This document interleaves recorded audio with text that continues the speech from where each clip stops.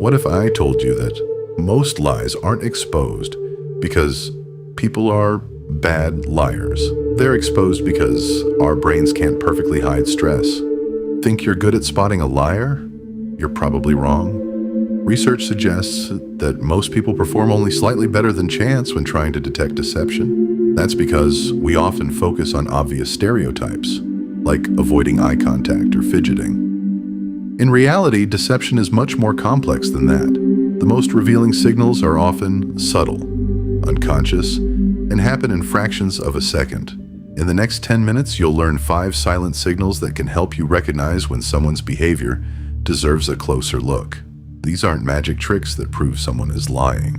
Instead, they're behavioral clues that may indicate stress, increased mental effort, or discomfort. Whether you're negotiating a business deal, going on a first date, interviewing someone, or simply trying to understand people better, these observations can help you make more informed judgments. Let's begin. Number 1, the eyes. Cognitive load. People often say that liars can't look you in the eye.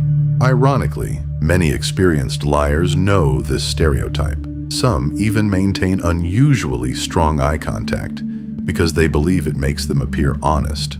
So instead of focusing only on eye contact, pay attention to something more important: mental effort. When someone tells the truth, they're usually recalling real memories.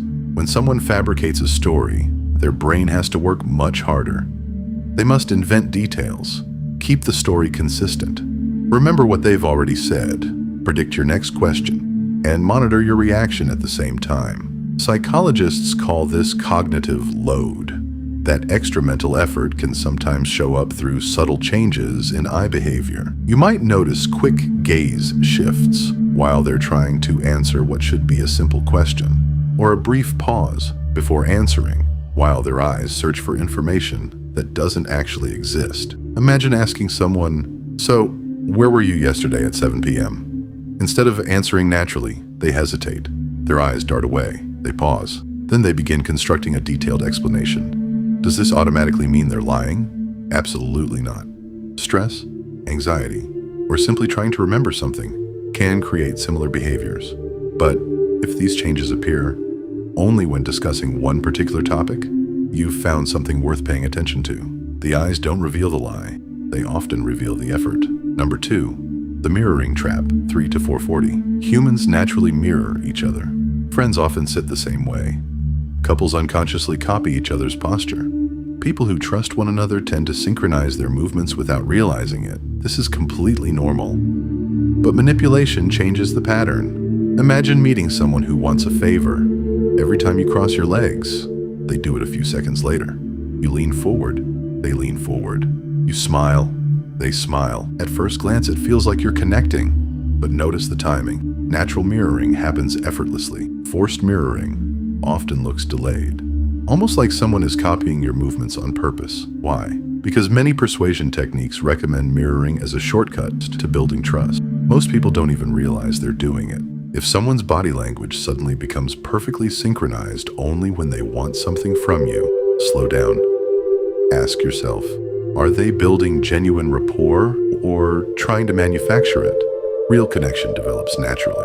Manipulated connection often feels slightly rehearsed. Trust that instinct. Number 3, micro gestures. Now let's talk about one of the most fascinating clues: self-soothing behaviors. Whenever people experience stress, uncertainty, or emotional discomfort, their bodies often try to calm themselves automatically. Without thinking, they touch their neck, rub their hands, cover their mouth, parlay with a ring, adjust their watch, scratch their face, or repeatedly fix their clothing. These tiny actions are called self-soothing gestures. Here's a simple example. Imagine discussing a project budget with a coworker. Everything feels relaxed. Then you ask, "So, where exactly did the missing money go?" Within a second, they touch their neck, swallow hard, adjust their collar, then answer. Does touching the neck prove dishonesty? No, but it may indicate that the question created stress. Professional interviewers don't judge people based on one gesture. They look for clusters: a difficult question, a noticeable pause, a change in voice, and a self-soothing gesture, all occurring together. One clue means very little, several clues appearing at the same moment, deserve closer attention. Signal number 4. The tempo shift. Every person has a natural speaking rhythm. Some speak quickly. Others speak slowly. Most stay fairly consistent. That's why sudden changes matter. Suppose someone has been speaking calmly for several minutes. Then you mention one specific subject. Suddenly, they begin talking much faster. They interrupt themselves. Their sentences become longer. Or perhaps the opposite happens. They slow down dramatically, take longer pauses. Choose every word carefully. Why?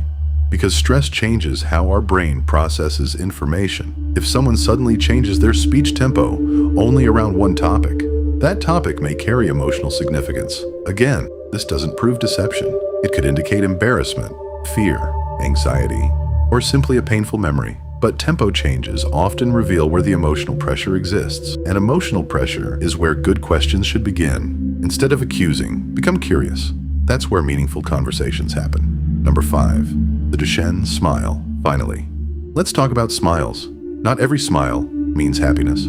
Scientists distinguish between a polite social smile and what's known as a Duchenne smile. A social smile mainly involves the mouth. It's easy to create on command. A Duchenne smile activates both the mouth and the muscles around the eyes. The corners of the eyes wrinkle naturally. The cheeks lift. The entire face participates. There's an old saying, the eyes don't lie, but the mouth can. Imagine congratulating someone on good news. Their mouth smiles immediately, but their eyes remain completely unchanged. It may simply be politeness, or it may suggest that the emotion they're expressing isn't fully genuine. The key isn't to judge people instantly, it's to observe consistency. When facial expressions match words, people usually appear authentic.